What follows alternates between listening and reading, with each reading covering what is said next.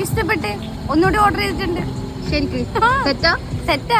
നിങ്ങളല്ലോ ധർമ്മടം ബീച്ചിൽ പോക്കുണ്ടാ? വൈകുന്നേരം ആടെ പോയിരിക്കാൻ നല്ല രസാണ്.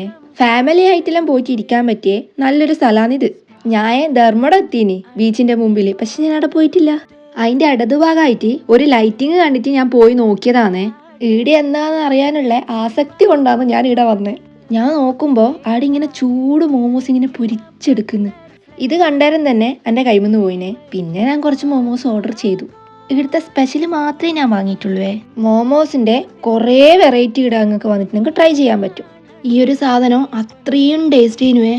ആ ക്രീമിലിങ്ങനെ കുറുകിയിട്ട് വന്ന ഈ മോമോസ് തിന്നുമ്പോൾ ഓരോ വായിലും ആ ക്രീമിൻ്റെ ടേസ്റ്റ് ഇങ്ങനെ എടുത്ത് നിൽക്കുന്നുണ്ടേ.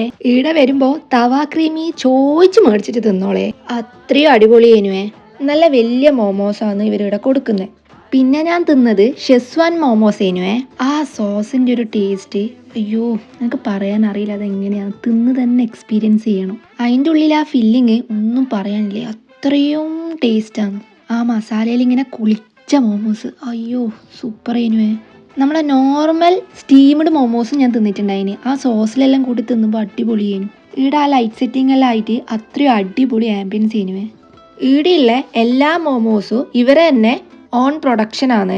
മോമോസ് എല്ലാം ഇഷ്ടപ്പെടുന്നവരാണെങ്കിൽ മസ്റ്റായിട്ട് ഒരിക്കലെങ്കിലും ഇവിടെ ഒന്ന് വിസിറ്റ് ചെയ്ത് നോക്കണം, അത്രയും സൂപ്പറാണ്. പിന്നെ ഈ സ്പോട്ട് വരുന്നത് ധർമ്മടം ബീച്ച് ആൻഡ് പാർക്കിൻ്റെ ഇടതുഭാഗത്തായിട്ടുള്ള മോമോ ഡെസ്റ്റിനോ ആണ്. നിങ്ങൾ തോട്ടടയെല്ലാം വരുമ്പോൾ ഈടെയും കൂടി ഒന്ന് കയറി നോക്ക്. സംഭവം എന്തായാലും സെറ്റ് തന്നെയാണ്. എന്നാ പിന്നെ ശരിയപ്പാ, ഓക്കെ ബൈ.